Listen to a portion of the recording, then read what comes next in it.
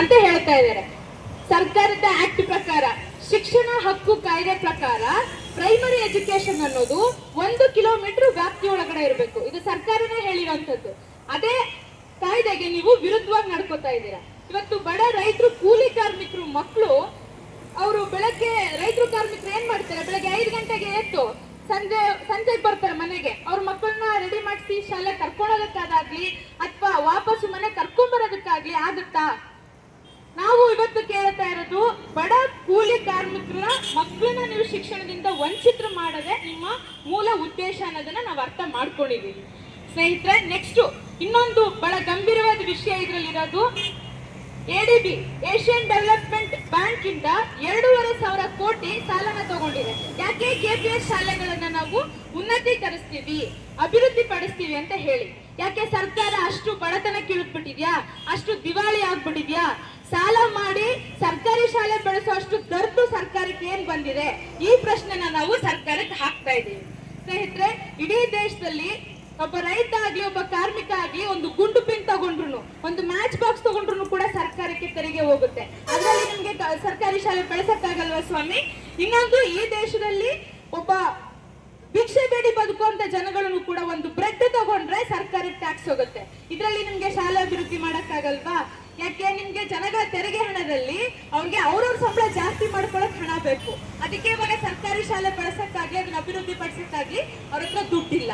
First ಏನ್ ಸಾಲ ತಗೊಂಡು ಮಾಡ್ತಿದ್ದೀರಾ, ಇದ್ರ ಹಿಂದೆ ಇರೋ ಉದ್ದೇಶ ನಿಮ್ಗೆ ಅರ್ಥ ಆಗಿದೆ. ಇನ್ನೊಂದು ಸ್ನೇಹಿತರೆ, ಈ ಹೊರಗುತ್ತಿಗೆ ಅನ್ನೋ ಕಾನ್ಸೆಪ್ಟ್ ಇದೆ. ಸರ್ಕ್ಯುಲರ್ ನೀವು ಓದಿದ್ರೆ ಹೊರಗುತ್ತಿಗೆ ಕಾನ್ಸೆಪ್ಟ್ ಇದೆ. ಈ ಶಾಲೆಗಳನ್ನ ನಿರ್ವಹಣೆ ಮಾಡೋದಕ್ಕೆ, ಅದಕ್ಕೆ ಅಗತ್ಯ ಧನ ಸಹಾಯನ ಕೊಡೋದಕ್ಕೆ ಹೊರಗುತ್ತಿಗೆ ಕೊಡ್ತಾರಂತೆ ಸರ್ಕಾರ. ಇದಾದ್ರೆ ಏನಾಗುತ್ತೆ, ಕ್ರಮೇಣವಾಗಿ ನಿಧಾನವಾಗಿ ಸರ್ಕಾರಿ ಶಾಲೆಗಳು ಖಾಸಗಿ ತೆಕ್ಕೆಗೆ ಹೋಗುತ್ತೆ. ಸರ್ಕಾರ ಅನುದಾನ ಕೊಡೋದಿಲ್ಲ ಅವಾಗ. ಇದು ಹೊರಗುತ್ತಿಗೆ ಕಾನ್ಸೆಪ್ಟ್. ಇನ್ನೊಂದು ಅಂಶ ಇರೋದು, ಬಹಳ ಡೇಂಜರಸ್ ಥಿಂಗ್ ಇದು, ಉದ್ಯಮದಾರರಿಂದ ಪಠ್ಯಕ್ರಮನ ರಚನೆ ಮಾಡ್ತಾರಂತೆ. ನಮ್ಗೆ ಶಿಕ್ಷಣ ಪಠ್ಯಕ್ರಮನ ರಚನೆ ಮಾಡ್ತಿದ್ದು ಇದುವರೆಗೂ ಶಿಕ್ಷಣ ತಜ್ಞರು ನಮಗ್ ಪಾಠ ಮಾಡ್ತಿದ್ದಂತ ಟೀಚರ್ಸ್ಗಳು ಅವ್ರ ಕೈಗಳಿಂದ ಈಗ ತಪ್ಪಿಸಿ ಉದ್ಯಮಿದಾರರಿಗೆ ಪಠ್ಯಕ್ರಮ ರಚನೆ ಮಾಡಕ್ ಕೊಡ್ತಾರಂತೆ. ನಾವು ಇಲ್ಲಿ ಅರ್ಥ ಮಾಡ್ಕೋಬೇಕಾಗಿರೋದು ಸ್ನೇಹಿತರೆ, ಉದ್ಯಮಿದಾರರು ಪಠ್ಯಕ್ರಮನ ರಚನೆ ಮಾಡಿದ್ರೆ ನಿಜವಾದ ಜ್ಞಾನ ಮಕ್ಳಿಗೆ ಸಿಗಲ್ಲ. ಅವ್ರು ಯಾವ ರೀತಿ ಪಠ್ಯಕ್ರಮನ ರಚನೆ ಮಾಡ್ತಾರೆ ಅಂತ ಹೇಳಿದ್ರೆ, ಅವರ ಕಂಪನಿಗಳಲ್ಲಿ ಗುಲಾಮ್ರಾಗಿ ಕೆಲಸ ಮಾಡುವಂತಹ ಮಕ್ಕಳನ್ನ ಸೃಷ್ಟಿ ಮಾಡ್ತಾರೆ ಹೊರತು ನಿಜವಾದ ವ್ಯಕ್ತಿನ ನಿರ್ಮಾಣ ಮಾಡಲ್ಲ. ಸ್ವಾಮಿ ವಿವೇಕಾನಂದ ಅವರು ಒಂದು ಮಾತು ಹೇಳಿದ್ರು, ಶಿಕ್ಷಣ ಅನ್ನೋದು ಒಬ್ಬ ವ್ಯಕ್ತಿಯ ಚಾರಿತ್ರ್ಯನ ನಿರ್ಮಾಣ ಮಾಡಬೇಕು, ಒಬ್ಬ ವ್ಯಕ್ತಿಯ ಭವಿಷ್ಯನ ರೂಪಿಸ್ಬೇಕು, ಅಂತ ಒಂದು ಶಿಕ್ಷಣ ಸಿಗಬೇಕು, ಎಲ್ರಿಗೂ ಸಿಗ್ಬೇಕು ಅಂತ ಹೇಳ್ತಾರೆ. ಸೊ ಇದು ನಾವು ಈ ಒಂದು ಕ್ರಮನೂ ಕೂಡ ಈ ಸರ್ಕ್ಯುಲರ್ ಏನ್ ಬಿಟ್ಟಿದ್ದಾರೆ ಇದನ್ನ ವಿರೋಧಿಸ್ತಾ ಇದೀವಿ. ಇನ್ನೊಂದು ಅಂಶ, ಸರ್ ಬಸ್ಸಿನ ಬಗ್ಗೆ ಮಾತಾಡಿದ್ರು. ಇದೆಲ್ಲ ಜನಗಳನ್ನ ಮರುಳು ಮಾಡಕ್ ನೀವು ಹೇಳ್ತಿರೋಂಥದ್ದು ನಮ್ಗೆ ಅರ್ಥ ಆಗ್ತಾ ಇದೆ. ಇವತ್ತು ದಿನಗೂಲಿ ಮಾಡುವಂತ ರೈತರು ಕಾರ್ಮಿಕರು ಅಕಸ್ಮಾತ್ ನೀವು ಬಸ್ ಬಿಟ್ರು ಕೂಡ ದಿನಕ್ಕೆ 50 ರೂಪಾಯಿ, ತಿಂಗಳಿಗೆ 1,500 ರೂಪಾಯಿ ಖರ್ಚು ಮಾಡಿ ನಾವು ಬಸ್ಸಿಗೆ ಕಳ್ಸಕ್ಕಾಗತ್ತ ಮಕ್ಕಳನ್ನ? ಅದು ಅಲ್ದಿರ ಆ ಬಸ್ಸಿನ ನಿರ್ವಹಣೆ ಯಾರು ಮಾಡ್ಬೇಕು ಅಂತ ಹೇಳಿದಾರೆ ಅಂದ್ರೆ, ಇಲ್ಲೆಷ್ಟೋ ಜನ SDMC ಸದಸ್ಯರು ಅಧ್ಯಕ್ಷರು ಕೂತಿರ್ಬೋದು, ಅದನ್ನ ನೀವುಗಳು ಮಾಡ್ಬೇಕಂತೆ. SDMC ಸದಸ್ಯರು ಅಧ್ಯಕ್ಷರು ಯಾರು? ಆ ಶಾಲೆಯಲ್ಲಿ ಓದುವಂತ ಮಕ್ಕಳ ಪೇರೆಂಟ್ಸ್ ಆಗಿರ್ತಾರೆ. ಅವರು ಕೂಲಿ ಕಾರ್ಮಿಕರೇ ಆಗಿರ್ತಾರೆ. ಅವರು ಕೋಟ್ಯಾಂತರ ವ್ಯವಹಾರ ಮಾಡಕ್ಕಾಗತ್ತಾ? ಇದನ್ನ ನಾವು ಅವ್ರಿಗೆ ಕೇಳ್ತಾ ಇದೀವಿ.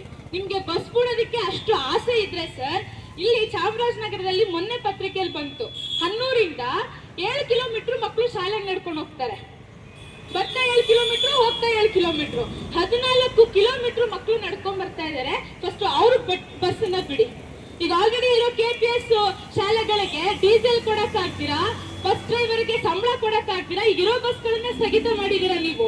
ಇನ್ನು ಹೊಸ ಬಸ್ ಬಿಡ್ತೀವಿ ಅಂತ ಹೇಳಿದ್ರೆ ನಾವು ನಂಬೇಕಾ? ಇದನ್ನ ಖಂಡಿತ ಜನಗಳು ನಂಬಕ್ ರೆಡಿ ಇಲ್ಲ. ಬಸ್ಸನ್ನ ಬಿಡ್ತೀವಿ ಅಂತ ನೀವು ನಮಗ್ ರೈಲ್ ಬಿಡಕ್ ಬರಬೇಡಿ ಅಂತ ನಾವು ಅವ್ರಿಗೆ ಹೇಳ್ತಾ ಇದೀವಿ. ಇಡೀ ಜನತೆ ಒಕ್ಕೋರ್ಲಿಲ್ಲ ಕೂಗು ಇದೇನೆ ಸ್ನೇಹಿತರೆ. ಕ್ರಮೇಣವಾಗಿ ಸರ್ಕಾರಗಳು ಏನ್ ಮಾಡುತ್ತೆ ಅನ್ನೋದಾದ್ರೆ, ಒಂದು ಅಮೆರಿಕದಲ್ಲೂ ಇದೇ ರೀತಿ ಆಗಿರೋದು. ಮೊದಲು ಸರ್ಕಾರ ಅನುದಾನ ಕೊಡುತ್ತೆ ಈ ರೀತಿಯ KPS ಮ್ಯಾಗ್ನೆಟ್ ಶಾಲೆಗಳಿಗಾಗ್ಲಿ ಅಥವಾ KPS ಶಾಲೆಗಳಿಗಾಗಿ ಫಸ್ಟ್ ಅನುದಾನ ಕೊಡುತ್ತೆ. ಕ್ರಮೇಣವಾಗಿ ಅದನ್ನ ಖಾಸಗಿಯವರು ಬಿಟ್ಕೊಟ್ಬಿಡ್ತಾರೆ. ಖಾಸಗಿಯವರು ಬಿಟ್ಟಾದ್ಮೇಲೆ ಏನಾಗುತ್ತೆ, ಫೀಸ್ ಹೈಕ್ ಆಗುತ್ತೆ. ಅದಾದ್ಮೇಲೆ ಆ ಶಾಲೆ ನಿರ್ವಹಣೆಗಂತ ಹೇಳಿ ದೇಣಿಗೆ ರೂಪದಲ್ಲಿ ಜನಗಳಿಂದ ಹಣನ ವಸೂಲಿ ಮಾಡ್ತಾರೆ. ಇವಾಗ ಇಲ್ಲಿ ಕೇರ್ಪೇಟೆ KPS ಶಾಲೆಯಲ್ಲಿ ಆಗ್ತಿರೋದೇನು, 3,600 ಕಲೆಕ್ಟ್ ಮಾಡ್ತಾ ಇದ್ದಾರೆ.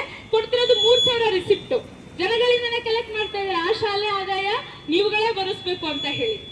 ಸೊ ಇದನ್ನ ನಾವು ಖಂಡಿಸ್ತಾ ಇದ್ದೀವಿ. ಕ್ರಮೇಣವಾಗಿ ಖಾಸಗಿ ತೆಕ್ಕೆಗೆ ಹೋದ್ಮೇಲೆ ಖಂಡಿತ ಸರ್ಕಾರ ಅನುದಾನ ಕೊಡ್ಲಿಲ್ಲ ಅಂತ ಹೇಳಿದ್ರೆ ಸರ್ಕಾರಿ ಶಾಲೆಗಳು ಉಳಿಯಲ್ಲ.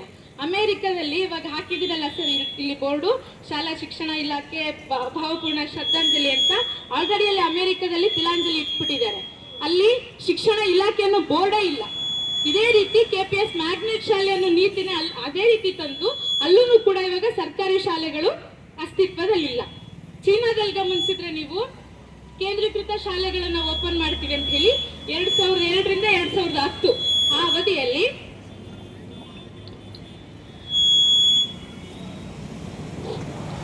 ಆ ಅವಧಿಯಲ್ಲಿ ಸುಮಾರು 52% ಗ್ರಾಮೀಣ ಭಾಗದ ಶಾಲೆಗಳನ್ನ ಮುಚ್ಚಾಕ್ಬಿಟ್ಟಿದ್ದಾರೆ. ಮುಚ್ಚಾಕದಾಗ ಎಂತ ಪರಿಣಾಮ ಬಂದಿದೆ ಅಂದ್ರೆ ಅಲ್ಲಿ